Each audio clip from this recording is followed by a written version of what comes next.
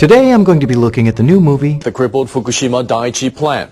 a space survival thriller so immersive and visually stunning it has driven everyone who's watched it violently mad, including myself.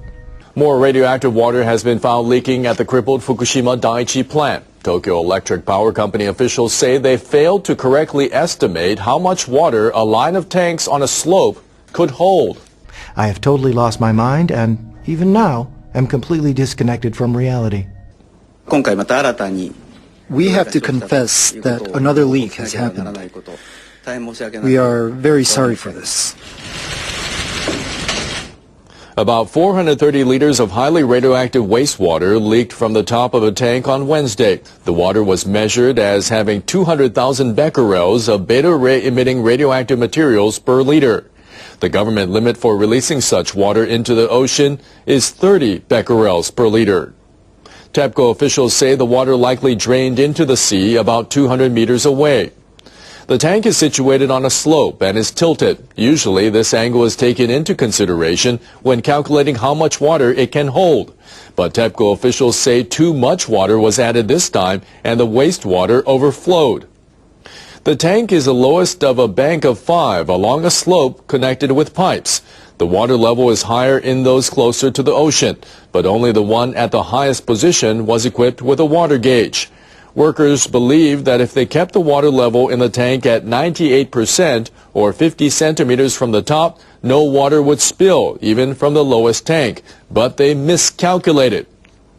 TEPCO faces an increasing workload as the firm must not only build more tanks, but also cope with an increase in contaminated rain and groundwater, as well as chronic leaks. At one point in the movie, I imagined myself choking my neighbor's dog to death.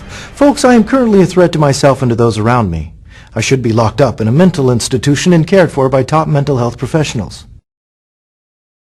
People in Fukushima still have doubts. Government leaders there have decided to do their own test on ocean water near the plant. Officials held an emergency meeting to discuss the problem.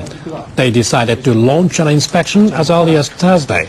They'll test water near a drain that they think may be carrying radioactive water. TEPCO's president recently vowed to make containing wastewater his highest priority. But Fukushima's governor, Yuhei Sato, said he's skeptical. And he criticized TEPCO's handling of the leaks. Fukushima officials say they are summoning TEPCO. They are demanding the utility quickly act to keep more contaminated water from seeping from the plant. Now, the operator of 2 nuclear plants in central Japan may have to wait a little longer before it can fire up some of its idled reactors. Nuclear regulators have asked for additional surveys to make sure the facilities can withstand earthquakes because they sit near active faults. Officials with Kansai Electric Power Company want to resume operations at the Oi and Takahama nuclear plants. They met with members of the Nuclear Regulation Authority to talk about the 3 active faults that run near the facilities, and they repeated their claim that the faults would not shift simultaneously. They came to that conclusion after analyzing sonar surveys of regional topography, but experts who were asked to attend the meeting said the interpretation is only convenient for the utility. A senior member of the regulator said there is no definitive proof that the faults will not shift at the same time. Kunihiko Shimazaki instructed Kansai Electric to conduct additional surveys.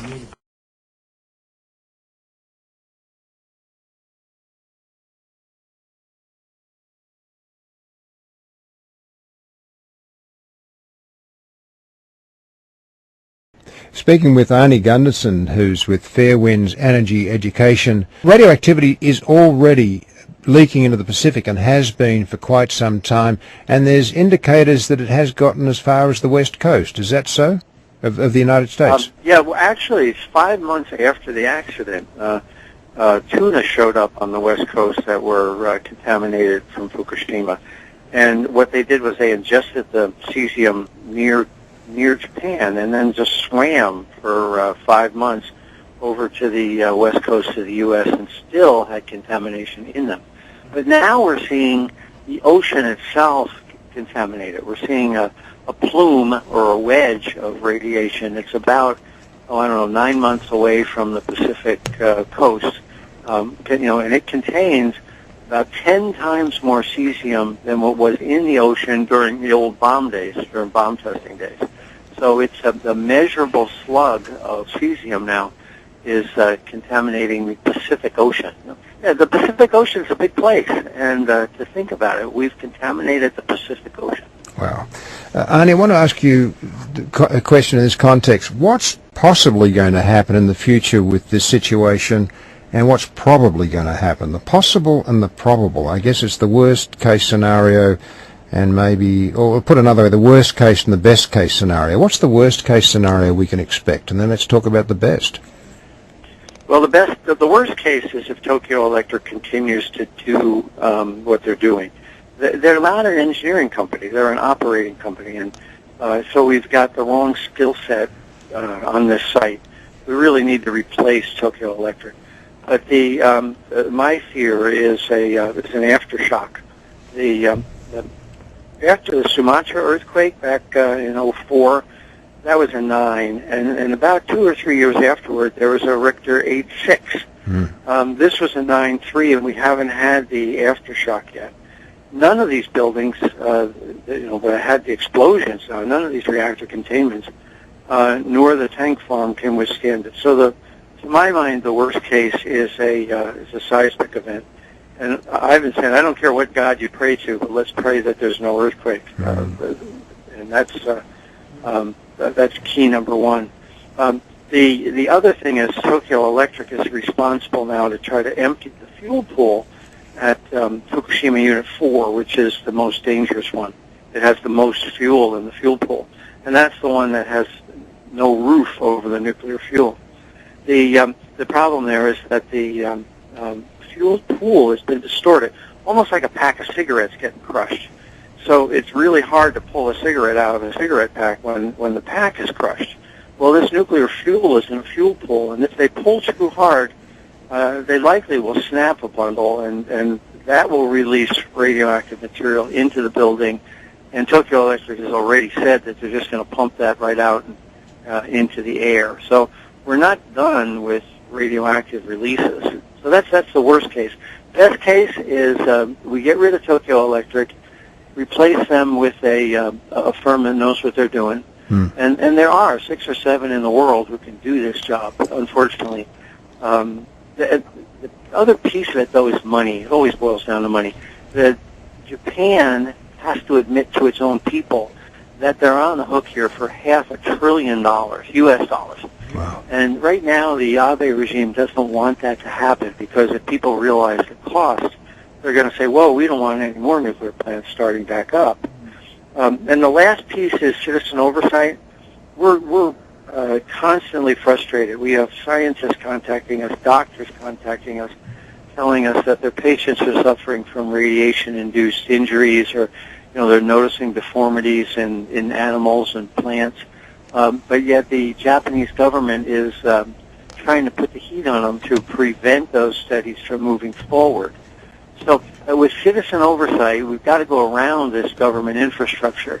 So a new contractor with some citizen oversight and the admission that this is a really costly problem, I think they can move forward. But if they don't do those 3 things, we're going to be mired in this mess for years. What then is the best we can expect in these circumstances, Arnie Gunderson, talking about Fukushima? Well, at least for another 2 years, the plant is going to be leaking into the Pacific. So there's nothing they can do to prevent the groundwater from moving into the Pacific for at least another 2 years. 2 years out, the ice wall may work, it may not. So we're going to see not just the contamination that's there, but new contamination leaking into the Pacific. That's the best case if that's all that happens. And of course, we all have to pray that there's no earthquake because at least 2 of the structures, Fukushima 4 and Fukushima 3, are really compromised when it comes to a potential for earthquake damage. In the, I think it's the E-News, the website, they talk about 100 babies with polydactyl situation. They have 6 fingers, this kind of exotic, strange Night of the Living Dead kind of things happening there. There's an X-ray picture, I think, on their website of a hand with 6 digits. Have you heard about that? Yes, and E&E News is a great source. I check it a couple times a day. We've seen that, and we've also seen the thyroid cancers. The deformities, the stillbirths, and the increased morbidity is not being reported by the Japanese. They used to publish a report every year that had a prefecture-by-prefecture breakdown. A prefecture is like a state, and Fukushima Prefecture is about as big as Connecticut. So the prefecture-by-prefecture breakdown of deformities and stillbirths and things like that, well, they stopped publishing that report. They did say that in 2011 there was an increase in stillbirths and deformities, but they're not providing scientists with the prefecture-by-prefecture breakdown. That's bad news for science, and clearly, they would rather have the Olympics and be honest with their own people about the health effects they're facing. Now, just excuse my ignorance, but the Olympics, they're coming up in Tokyo again soon. Is that what's going on? Well, the Abe administration just won the 2020 Olympics in Tokyo. Yes. So it's 7 years out, and we've had people say, I'm a runner, should I go? And my reaction is, think about the people that are living there for the next 7 years. You're going to be there for 2 weeks, and these people are there for 7 years. So in a public relations stunt, they really wanted to take people's minds off of the condition of the reactors. Yes. The Prime Minister Abe said to the Japanese that there's no problems at Fukushima, and it was just a bold-faced lie. He needed to get the Olympics, and he succeeded in getting the Olympics. But now he's got a $500 billion problem up at Daiichi, and he wants to take everybody's mind off it by having them march runners through the streets of Tokyo. I suppose, without creating stereotypes, there's a degree of face saving going on here. We know that the Japanese are very conscious of that, and they probably find it difficult to admit their mistakes. Is that part of it? Yes, I saw that. I was over there twice since the accident, and there are very conscientious scientists, and especially women, who have said, "Forget face saving. It's about the next generation." But men, and especially men in government, are driving this train, and they really do want to ignore the health consequences that are occurring up there. Popular fast food chain Yoshinoya to grow food 60 miles from Fukushima. A Japanese fast food chain has announced plans to grow rice and vegetables on a farm 60 miles from the crippled Fukushima power plant, site of the world's worst nuclear disaster since Chernobyl in '86. Yoshinoya Holdings, which sells gyudon, a stewed beef over rice, has formed a joint venture with local farmers to grow onions, cabbage, and rice for use in outlets across the country. About 160,000 people nearest the plant were ordered to move out, and the government established a 12-mile compulsory evacuation zone after the earthquake and tsunami in March 2011 caused reactor meltdowns and contaminated water, vegetables, and air. The crops will be grown in Shirakawa, to the southwest of the plant. The company said, Yoshinoya said, it would ensure that the vegetables were safe. They said in a statement, quote, "We will employ local people in the factory. We think this will lead to support for reconstruction." James, this seems too strange for words. Strange isn't the word that I would use, but gyudon, James, gyudon. Yes, this is basically the Japanese McDonald's. It's beef on rice. It's a kind of standard Japanese fast food thing here. This is the kind of the biggest such chain that's all across Japan. So it's a place that I've been to before. I eat there maybe once a year. But never again, anyway. I think there's a good and a bad thing from this story that we can take away. The good is that at least they've announced this openly so that we know about it and consumers can make an informed decision never to eat there again. But I think the bad news might be that if other companies see this, of course, they will never actually make a big press release out of it. And hey, we're getting our food from Fukushima. I think the takeaway from this for the other fast food restaurants and other restaurant chains will be, hey, you can source cheap food from Fukushima, just don't tell anybody about it. That's what I worry about. That's, I think, the major concern. Another important story and a positive story that's just broken that I've put up on FukushimaUpdate.com, the ex-Japanese Prime Minister Junichiro Koizumi, who is a very popular Prime Minister in his time, enjoyed over 80% approval ratings, but was staunchly pro-nuclear and part of the kind of conservative Japanese wing, because I think they're both pretty conservative. But he was staunchly pro-nuclear during his tenure as prime minister in the middle part of last decade, and he just came out in a speech in Nagoya the other day saying that he wants Japan to adopt a zero nuclear policy, and he still has quite a bit of political weight and gravitas behind him. So that might signal a shift in the political tide here. Who knows? I'm not sure Shinzo Abe is going to turn around on a dime like that and take back his pro-nuclear stance. But at any rate, it is a hopeful sign, and I think this is the most high-profile figure we've seen make a 180 on the issue so far. So it is a sign that anti-nuclear sentiment really is growing here, and it's really, again, just a question of whether the people are going to press forward on this and really get rid of the nuclear cancer from this island. Meanwhile, here on the west coast of America, I think as the headlines show, we're bracing ourselves for another powerful wave of radiation to hit here on the west coast. So again, this Fukushima story, James, we've now essentially been talking about for 2.5 years, and we've covered it, I think, from many, many different angles, and it's probably the sort of one story that we've returned to time and time again because I think it helps shine a light on a lot of different areas. Unfortunately, for as bad as that is, I think we can kind of learn things from it, hopefully.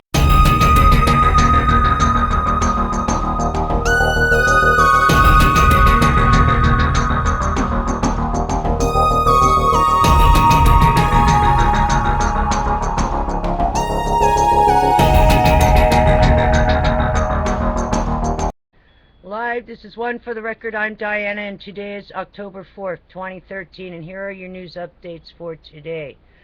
I might go ahead and play Paul Begley's channel instead of screencasting it. We don't need to screencast it for you guys. You can hear it.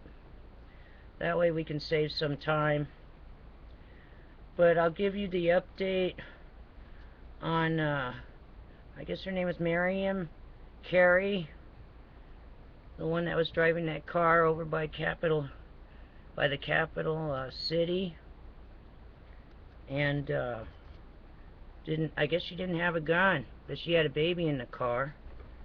So I don't know.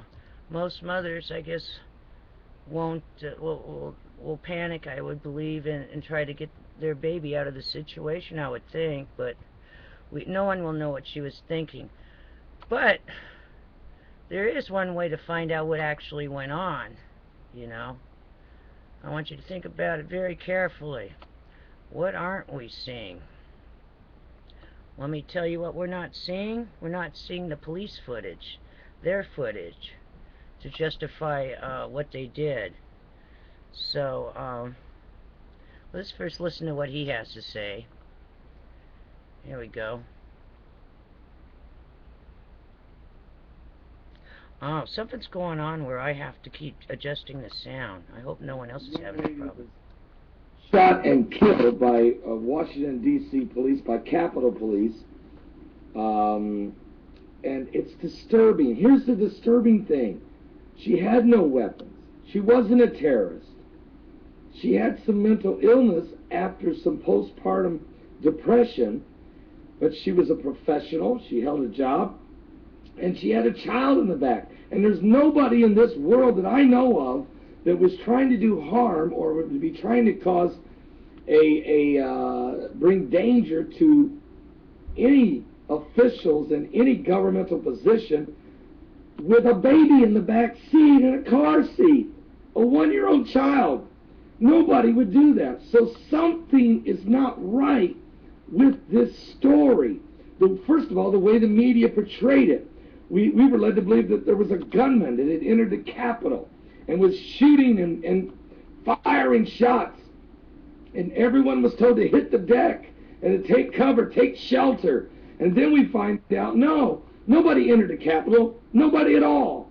Yes, there was a problem, and the woman did drive erratically, and she did run from police. But did you know that if you're a woman and you are pulled over, or the lights of a police officer want to pull you over, if you don't feel comfortable in that spot, you have the right to not stop right then until you go to a place where you feel safe. And maybe she felt, after bumping and that's the truth, bumping the White House barriers. And they say she also, but it was reported on the media that she rammed the White House gates. Truth is, she bumped one of the White House barriers, not in front of the White House, just near the White House. Also, she refused to stop. I seen the video. 6 officers with guns drawn on her. In fear, she led. She had some issues. Now, I'm concerned that we've become a police state. I'm concerned the government is shut down, yet people are being mowed down. Who are we protecting really in this country? The Americans or the elitists? I'm just, and this isn't my style of, I believe in helping everyone, and I believe in standing up for what's right. And in this case, I feel like I got to stand up for this woman, Miriam Carey, because something just doesn't smell right. Can I have a cup of coffee? Are you serious? Are you serious? It just don't smell right. I guess it doesn't smell right. I'll read what's been reported. I want to thank Nick of New York for this report, but UPI.com is reporting it. Here's how they're reporting it. Totally different the way CNN reported it. Totally different the way some of the mass media has reported it.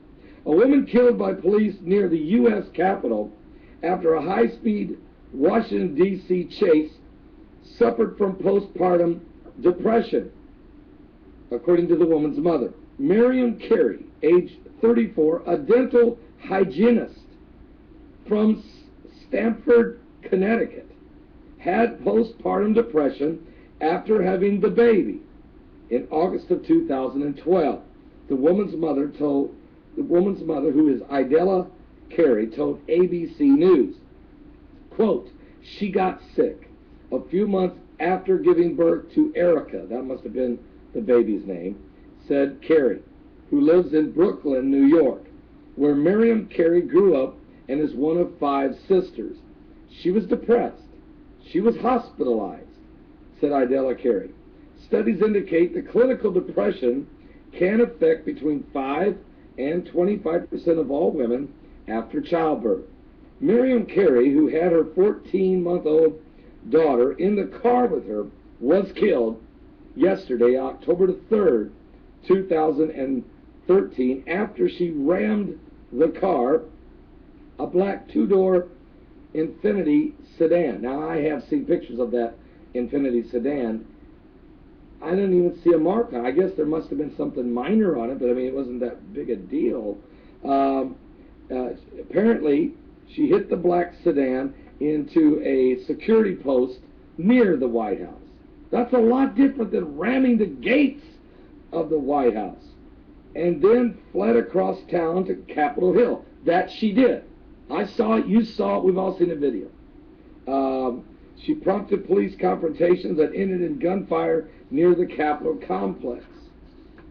Ended in gunfire. It almost makes it sound like there was a shootout, an exchange. There was no exchange, there was no shootout. She didn't have a weapon. Lipstick, maybe. She might have had some lipstick in her purse and a baby in the back. Folks, we can't be gunning down American citizens when they've stopped, all guns are drawn, and you just open fire, shoot out the tires. You don't have to, she hasn't fired, she doesn't have a gun. Now, I believe we should protect the President of the United States. Believe me. I believe we should protect the senators and the U.S. congressmen and the Capitol and the Pentagon. And look, there's been enough terrorism in the world that obviously that we need to have tight security. But after you have her secured, she's stopped, you don't open fire and kill her. A Secret Service officer and a Capitol Police officer were injured but were listed in good condition and expected to recover. It doesn't say that she injured them. They may have been injured. One, we know, the police officer crashed his own vehicle, and he had to be airlifted, and we pray for him that he will heal and he'll be fine. And I don't know how the Secret Service officer got hurt. I don't know if one of his own people shot him or, well, I don't know. Turned an ankle. I don't know. I didn't get no details on that, but she didn't do it to him, whatever it was. Look, yes, she shouldn't have run. When 6 people had a pistol in your face, you don't gun it. But she may have been so afraid they were going to kill her that she might have felt the only chance I got is to get out of here. I don't know what's going through her mind. She's probably trying to protect her kid. I'm not going to make excuses for her for running. But once they had her contained at the Capitol, why shoot and kill her there? This appears to be an isolated, singular matter with, at this point, says Capitol Police Chief Kim Dine. Police said the child, shown in the television video with her hair in braids, was taken from the car after the shooting and carried by an officer to the back of a patrol car. She was put in protective custody and is being examined at the hospital. Idella Carey told ABC News that Miriam Carey had no history of violence. She did not know why her daughter was in Washington. She said she thought Miriam Carey had taken the daughter, Erica, to the doctor's appointment in Connecticut. Authorities described Miriam Carey as having a history of mental illness. Now that's impossible. She works. Authorities describe Miriam Carey as having a history of mental illness. But listen to what her mother says. That's impossible. She works. She holds down a job. She's a professional. Amy Carey, Carey's sister, a Brooklyn nurse, told the Washington Post. That's nuts. We just saw her the other day. She was normal. Malik Santana, age 31, a football coach who grew up near Carey, told New York newspaper Newsday. Dr. Stephen Orkin, a New York dentist who employed Miriam Carey for 8 years, told ABC News he would never in a million years believe that she would do something like this. It's the furthest thing from anything that I would think she would do, especially with her child in the car. Which is what I've been saying, which is what I was saying on my live show when this was happening. We covered it live at paulbegleyprophecy.com. We cover all breaking news live. I wonder what happened to the kid. On all current world events, we're not how getting to a lot of relate to information Bible on the prophecy, kid. and of course the powerful Word of God. And we covered it as well. I even went an extra hour in my show. So don't miss my show today. I'll be on from 12 noon to 3 p.m. Eastern. We're going to talk about it. Alrighty then. I just wanted you to hear that. Let's get off of there. It's faster if I don't screen cast it. Well, what have we learned from this incident? Let's see, since this is for educational purposes. Now, they went all the way back in her history, right? So, when they decide to join all our medical history with our banking and everything else and merge it all together, if anything has gone wrong in your life, they will dig it up and say you do have a history of it. Doesn't matter if you were 5 years old. You have a history of throwing a tantrum. You see what I'm saying? So, if you have anything wrong in your history, now it can justify 1 year, like her thing, or 20 years prior. If you have something in your history, that will be dug up and make whatever happens justified. Alright, that's what we learned here. And what else have we learned? Oh, what we learned is that we would like to see the footage, the actual police footage, please. Just so, because obviously the mainstream media, the fluoride heads can't report anything correctly. They're giving misinformation. So, we would like, just just to justify the shooting, we would all like to see the footage and with sound. That would be great. So we could put an end to this controversy of what happened, right? And then we'd also like a follow-up on the child, and if the child got shot, or if the child's okay. See, this is, but we'd like to know the medical background on the kid. How's the kid doing? If it got hurt at all, and is it in protected custody? Is she in protected custody? Is she with the grandma? We would like to know that also. You know, let's follow up on this drama that's going on. Right on, right? Am I right? Alrighty then. So we can have some closure. The public would like some closure on this. So please provide the video with audio, and we'd like to follow up on the child too. All right, on her medical status and where she is. All right, thank you very much. Now we're going to move on, right? I'm wondering if it showed something. Okay, now we're moving on to where all the parks are closed. So we have a lot of parks closed, and the Grand Canyon's closed, and that state offered to pay the workers to keep. They want the tourism over there so they can keep making money over there, because it's making the economy worse by closing things like this. But what have we learned so far with the government shutdown? Well, seems like government's pretty big, so that it filters all the way down to your recreational stuff. Maybe we need to take that burden off the government so they don't have to worry about that the next time there's a shutdown crisis. You know, it might help their budget. Why don't we have the states? Why don't you, if you want to make money, sell the land back to the states so they have full control over the property that's in their state. Doesn't that make sense? And that would help the budget. That would help with your budget, I would believe. That would really lighten the load on taking all this land, this national park land. And I think that what have we learned? What has the states learned? The governors of the states. Wow. You probably learned that you will lose control of your land and have no say-so of whatever you're governing over. If it falls under federal land management. Even if you're leasing it, I believe you're leasing something, part of the Grand Canyon or something, from the federal government. So why don't you go ahead and purchase the land back, allocate the land back, so this will never, this way it will empower our governors to control, and the tourism and your economic status won't be affected the next time we have one of these shutdowns. It was brought up though, but this is under Agenda 21. Oh, one of my commentators has brought it to everyone's attention here that these are the guidelines for Agenda 21 to shut down the national parks.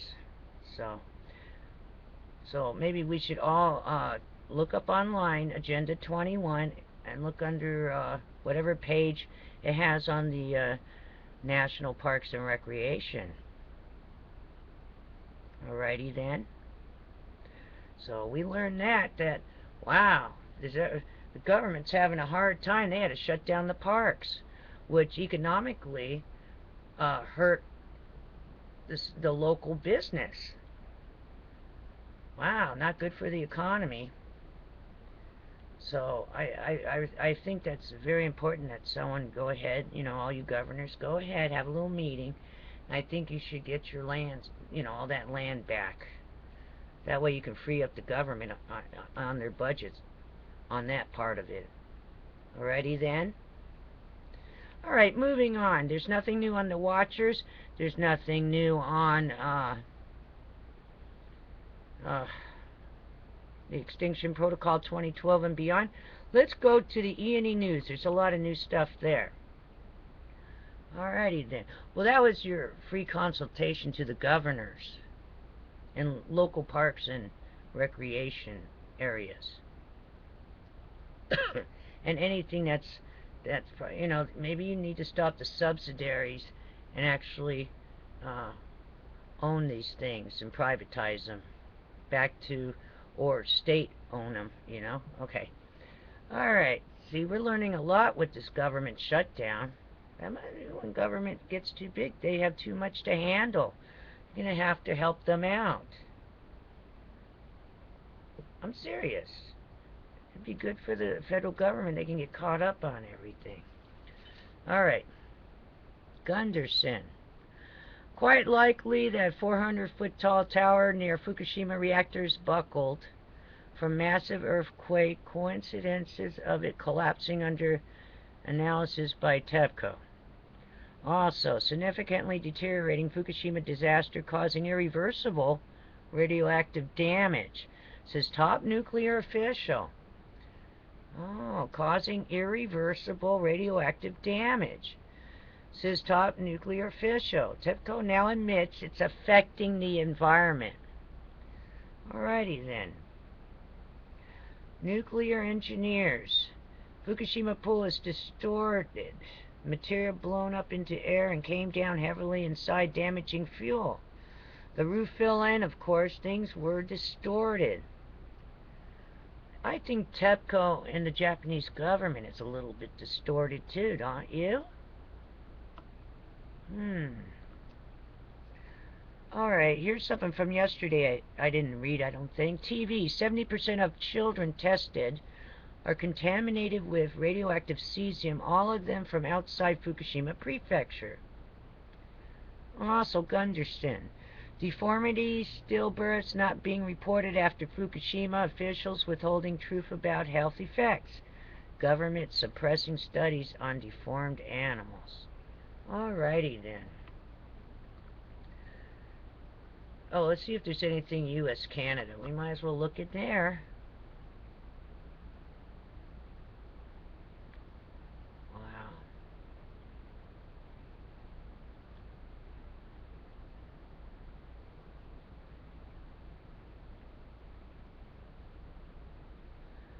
Physician on cancer estimates epidemic of Fukushima radiation-related deaths from fish in Pacific may have started. Vast implications for human health. I eat so much salmon, I'm vulnerable. Wow. Alrighty then. It is 5 days down. We made it. I'm doing the show early for you. Take care, and I'll see you again on the flip side. Be safe. Be prepared for anything. This is day 4 of the shutdown of the government, and every day there's something going on. Let's see what happens tomorrow. Take care. Hi, I'm Ernie Gunderson from Fairwinds. Fukushima Daiichi has been in the news a lot lately.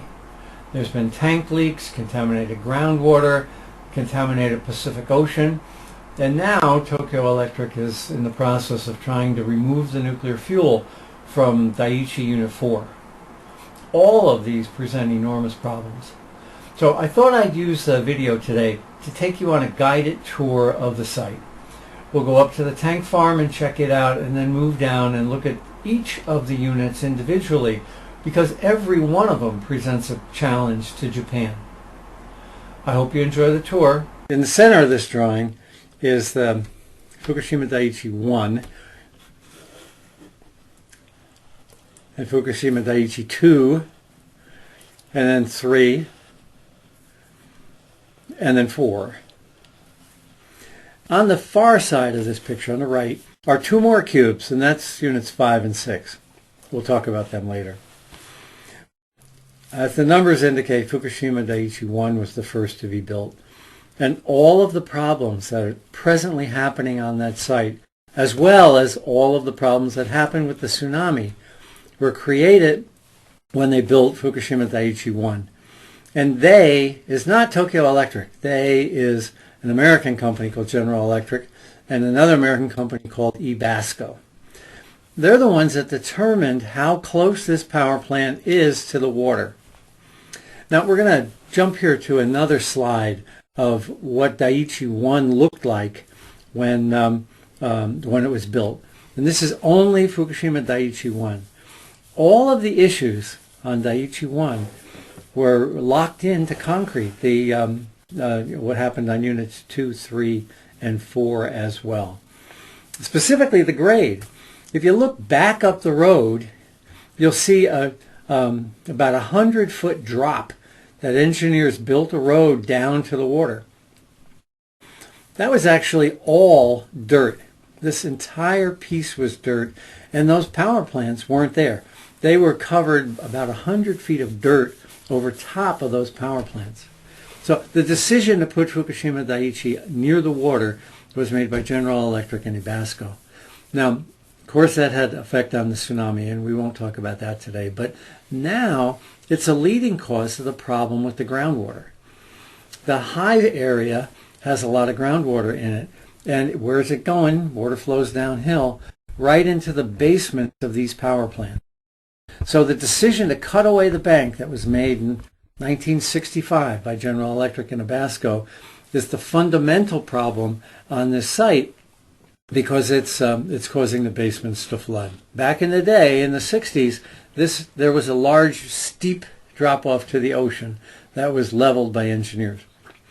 Okay, on the far side of this picture, on the right, is the tank farm. It wasn't there in 2011, and it grew dramatically from 2011 to 2012, 2012 to 13. And you can see it's getting pretty darn full. They're going to wind up having to take some of the land in the next farmer's fields over in order to continue to store all this liquid radioactive material. Well, so the tank farm has grown dramatically, and it's on the hill. Of course, the problem is, because it's on the hill, the water flows down, and if there's an earthquake, all of these pipes are held together with plastic piping, not much different than what you've got on a swimming pool. So the plastic pipe will snap, and that water will just run right down that roadway directly into the ocean. The tank in question in this farm is leaking directly into the groundwater. But that's just one tank out of 1,000. And while it's serious enough in itself, it's only problem number one. Problem one, the tank that's leaking. There are other tanks that are leaking too, but the worst one was the one that was identified about 3 weeks ago. Problem two is that this entire tank farm is not seismically qualified. All right, let's go down and take a look at the power plants along the water, and we'll get to the problems 3, 4, 5. Now remember, these power plants have basements that are essentially below sea level. And the water on the hill, that's just coming out of the hill as groundwater, had been coming out for 50, 60, 1,000 years. When they built the power plants, they had sump pumps in the basement that pumped that water out so that the basements would stay dry. Well, now, of course, the basements are radioactive, so they can't pump it out. So we've got hot radioactive material in these basements, and it's got no place to go except downhill into the Pacific Ocean. The problem number 3 is not the leaky tank farm. Problem number 3 is the leaky basements on Daiichi 1, 2, 3, and 4. All right, let's take a look at Fukushima Daiichi Unit 1. Now, it doesn't look like this right now. It's got a cocoon over top of it. And the cocoon is made of Kevlar, almost like the kind of shrink wrap you'd put on a boat for the winter. This is, of course, a result of the explosion. It was the smallest unit. It was under 500 megawatts, and it exploded first. So mystery number 1 here is just how much damage happened before the explosion. There's a lot of indications on Daiichi 1 that radiation was being released before the explosion and before the tsunami. So it appears that, at least for Daiichi Unit 1, that the earthquake caused some damage. Now in the foreground here is the stack, and Tokyo Electric found cracks in the stack at about 66 meters up. That's likely a seismic node, and it's quite likely that that stack buckled from the earthquake. So there's a bunch of indications here that Fukushima Daiichi was in trouble from the earthquake, and the tsunami just sealed its fate. Let's move over to Unit 2. Unit 2 looks like it's in the best condition, but it actually had probably the most severe containment explosion. Units 1 and 3 and 4 also exploded, but the explosions appear to be outside the containment. The explosion occurred inside the containment, and at the bottom of the reactor, below the grade of the reactor, there's likely a crack in the containment as a result. Now, luckily, the side panel of Unit 2 blew out, and hydrogen gas was able to escape as opposed to blowing up the box. But that box is not the containment. That box is something called the reactor building, and it's really no stronger than a tin shed you'd buy at Sears. It was designed to hold radioactivity in because fans were to pump gases out those tall stacks that you see on the left and right here. Of course, after the accident, the fans failed because they had no electricity. The hydrogen built up and blew the sides off of Units 1 and 3. Luckily, Unit 2, it had a blowout panel pop, and the hydrogen gases were able to merge with the atmosphere. Unit 2 is a mess inside, but it sure looks okay from the outside. All right, let's go up to Unit 3. Unit 3, of course, is the reactor that had the worst explosion, something called a detonation shockwave compared to something called a deflagration shockwave. We talk about that on the site. Unit 1 had a deflagration shockwave, which was nowhere near as damaging. Well, Unit 3 is a structural mess. Now, it's so badly damaged that they cannot move the nuclear fuel the way they traditionally had planned. The structure just won't handle the extra weight of a heavy crane put inside it. What they're doing right now on this plan is still removing rubble. And by the way, those cranes that you see in the movies are all being moved remotely. The operators are not inside those cranes because the radiation exposures around these buildings are so high. Inside that building, it's essentially a no man's land. It's inaccessible because radiation levels are so high. Well, what the heck happened in there is another mystery. We know a detonation shockwave happened, and no nuclear plant in the country can withstand a detonation shockwave. The NRC doesn't want to address that, so here in America we've solved the problem of detonation shockwaves because we ignore the problem of detonation shockwaves. But we know, this picture is evidence that it can happen. Inside that building is extraordinary amounts of radiation, but also outside that building, fuel pellets were found in the aftermath of the accident. Now, those were bulldozed under, but that's an indication of a major problem inside the fuel pool.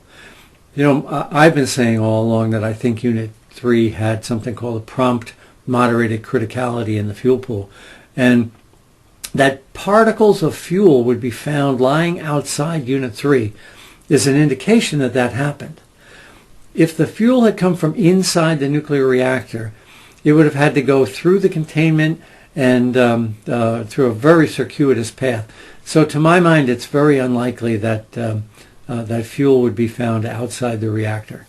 We do know that very high sources were covered up with bulldozers early on after the accident and are likely still there. Well, what will they do with Unit 3? It has fuel in the fuel pool. Eventually it's going to have to be emptied. But the radiation exposures are so high that that personnel access is really, really limited. My biggest fear on Unit 3 is that another earthquake will happen. It doesn't have to be a Richter 9. It can be easily like the original one. It could be an 8.5 aftershock. But this building has been so damaged that that it could topple and shatter from another significant earthquake. It's being covered up and probably will be completely covered with one of those shrink wrap covers by the winter. But right now it's the only building that's exposed to the atmosphere. Let's go down the road in between the power plants now to Daiichi 4.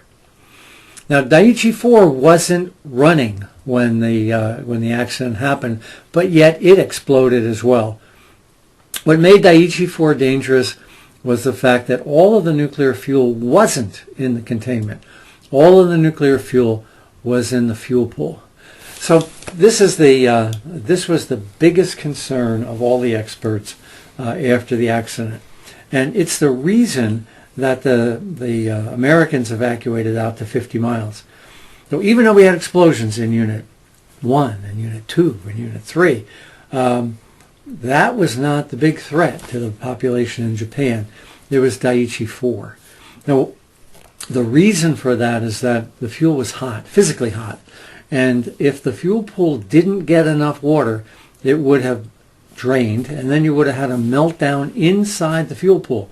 And there's nothing between the fuel pool and the sky to keep that radiation in. At least 1, 2, and 3 had containments that may have been leaking, but they hadn't completely failed. So the main issue was, what if Unit 4 runs out of water? Well, you recall right after the accident they brought in pumping trucks to pump water in. And even before that, they tried the helicopters, which was a joke. There was no way a helicopter was going to keep this thing full. But in any event, they were able to pump the water back into that fuel pool, and now they got underneath the fuel pool and stabilized it. This is another indication of a seismic problem on the Daiichi site, because after this building exploded, Tokyo Electric went in and beefed up the floor under this fuel pool. So clearly they had concerns back in April and May, right after the accident, that this plant had a fuel pool that it was in jeopardy of failing. Now this one's all wrapped up in shrink wrap right now, and they're planning to begin to move nuclear fuel shortly. Now, nuclear fuel is like cigarettes in a pack of cigarettes, and if the pack is new, you can pull a cigarette out pretty easily. But if the pack is distorted and you pull too hard, you'll snap the cigarette. Same thing can happen inside this fuel pool. If you pull too hard on the nuclear fuel, you can snap the nuclear fuel because the rack has been distorted. The roof fell in on the building. Of course the rack is distorted. So it wouldn't surprise me that in the course of emptying this fuel pool over the next year, they'll snap a fuel bundle. And you see the stack over there on the right? Well, that's connected now. So they'll pump the gases from inside that envelope up the stack and release them into the air. So it wouldn't surprise me that we'll get airborne krypton again, krypton 85, as a result of cracked and damaged fuel inside that fuel pool. It happens at nuclear power plants around the country periodically. What normally happens is the fuel pool area is evacuated, all those gases get sucked out and pumped up the stack. So keep your eye on Unit 4. I suspect in the future that'll happen.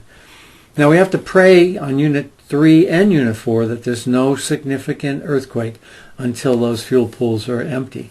Unit 4 is structurally stronger than Unit 3, but still it's in jeopardy because it too had the effects of an explosion. There's also a bulge in that blue wall right at the bottom. That blue wall is concrete, and above it was the steel building that we talked about that you could buy at Sears. But that blue wall has a buckle in it, and it bows out about an inch or two. That's something called a first mode Euler strut buckle, and it's an indication of a structural problem caused by the earthquake on Fukushima Daiichi Unit 4. So the buildings along the water, there's a long row of buildings along the water. Those are the turbine buildings. And while impressive, there's really not much going on inside them of a nuclear safety standpoint. They do have basements, however, that are flooded with radioactive waste. Out beyond those is rubble along the water line, and those are where the cooling pumps were that all failed as a result of the tsunami. That's what was supposed to cool the diesels. And like I said before, if even if the diesels had not been flooded, they would have failed anyway because they could not have been cooled because all of that rubble along the coast. But what Tokyo Electric is now planning to do, because we've got radioactive basements being constantly flooded with something like 400 tons of water every day, is they're going to build a trench all the way around Unit 1, 2, 3, and 4. And they're going to pump it full of very cold liquids through pipes and freeze it. And this is what's called the ice wall. So an ice wall will go on the land side of the buildings that had exploded, and it'll turn the corner, and then it will go down the water side of the turbine halls. And hopefully they're going to freeze more than a mile's worth of soil in the process. Now, there's no guarantees it'll work. It's never been tried before on such a large scale. And even if the wall works, there's no guarantee that it will seal with bedrock. So we still may have leakage in the future with the ice wall. And oh, by the way, it's going to take at least 2 years before they build that ice wall, which means this thing is going to continue to leak into the Pacific for at least 2 years. Well, while we're on the subject of the ice wall, I want to talk about the book I wrote 2 years ago. This problem of radioactivity in the basements was foreseeable back then. And the plant manager at Daiichi saw that there was going to be a problem in April of right after the accident occurred. So it didn't take a genius to figure out that these basements were going to flood. In the book I wrote, I talked about the need to build a zeolite trench on the high side of these buildings, on the land side of these buildings. And the reason I wanted that was not to keep the radioactive material from getting into the ocean, but to keep the clean water from getting into the power plant. Now you can think of these power plant basements as a bathtub, and if you've got the spigot on and the drain closed, what Tokyo Electric is trying to do is build the walls higher as this bathtub begins to fill. Well, my approach isn't to build the walls higher. My approach is to turn the spigot off. The trick here was not to try to prevent the water from getting into the ocean. The trick was to keep the clean water out. That's why the zeolite trench, if it had been built 2 years ago, would have allowed engineers to go up on the hill and pump clean water right out into the ocean. It would not have been contaminated because the zeolite trench would have prevented that from flowing out. Now it's too late. The groundwater is contaminated, and if you were to suck groundwater up now, you're not sucking clean water up, you're sucking contaminated water up. And we'll see if it works. Last thing I want to talk about on the site today. Remember we started this by saying that the design decisions on Fukushima Daiichi 1, 2, 3, and 4 were made by American engineers at GE and Abasco. If we go to the other side of the site, there's Fukushima Daiichi 5 and Fukushima Daiichi 6. They're not in the same location, are they? They're further away from the water, and they're physically higher. So Tokyo Electric recognized that the General Electric decisions on Daiichi 1, 2, 3, and 4 were wrong. And when they built more reactors on the site after the first 4, that were essentially carbon copies of each other, Daiichi 5 and Daiichi 6 were built far enough away from the ocean and high enough, they were another 10 feet higher, that when the tsunami hit, it didn't do anywhere near as much damage. The Abe administration has just suggested that they're going to shut 5 and 6 down anyway. And in fact, we are detecting radiation in the basements of 5 and 6. But as far as meltdowns go or hydrogen explosions go, they survived that pretty darn well. Because engineers learned that the decisions on 1, 2, 3, and 4 were wrong, and they built these further back and higher from the ocean. I'm Arnie Gunderson from Fairwinds. Thanks for tuning in, and I hope you enjoyed the tour. I'll keep you informed.